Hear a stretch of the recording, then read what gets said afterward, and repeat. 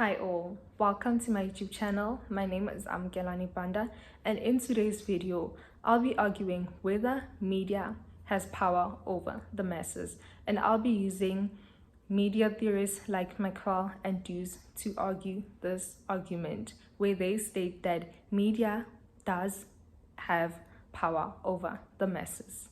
Let's find out. Let's start with the theory. In their book, Macquarie and Dewes 2020 discuss media power as the ability to influence public opinion, reinforce ideologies, and guide social norms. This power can be subtle. It doesn't always look like control. It might look like entertainment or just information. But what's important is what messages are being sent and how they are framed and what's left out. Thinkers from the Frankfurt School, like Adorno and Horkheimer, believe that media, especially through mass-produced content like films, radio, and television, turns people into passive consumers.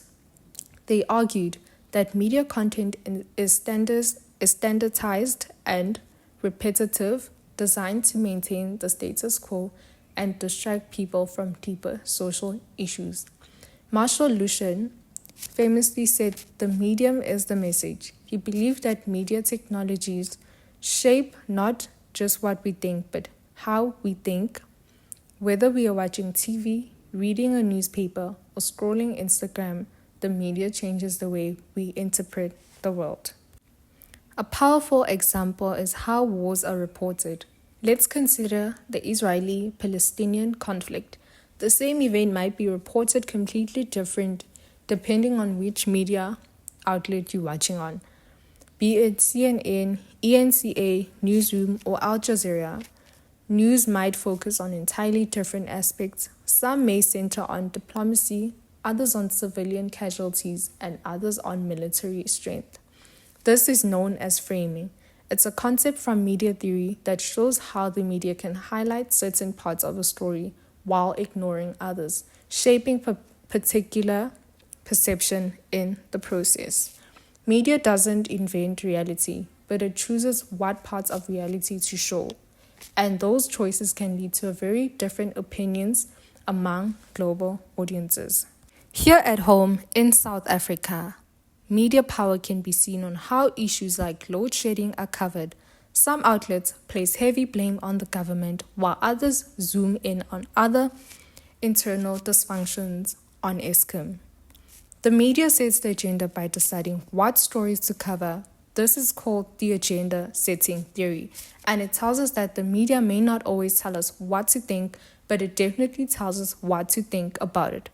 When a headline reads, "Eskom fails again," it doesn't just inform us, it activates frustration, anger, and political opinions. That emotional impact influences how people vote, protest, or talk to each other. Of course, we can't ignore social media. Platforms like TikTok, Instagram, and X might seem more democratic than traditional media, but they also carry enormous power. Think about how trends spread. A single TikTok sound or makeup style can influence millions globally. Social media shapes everything from fashion and beauty standards to mental health discourse. But what many people don't realize is how much of that is driven by algorithms. These algorithms decide what content we see first. They reinforce echo chambers where we keep seeing the same opinions over and over, and they boost content that grabs attention, even if it's misleading. This is especially dangerous when it comes to fake news or conspiracy theories. The power of media here lies not just in the message, but in how frequently and emotionally it's delivered. Speaking from my personal experience, I've noticed how easily opinions have been shaped by media. I once believed a viral claim about a public figure only to realize it was taken out of context. I didn't do my research, and that's when I realized I was persuasive and dangerous surface-level media can be. In conclusion, the media holds power over us. Absolutely. It influences what we care about, how we think, and how we see ourselves, whether it's traditional news outlets or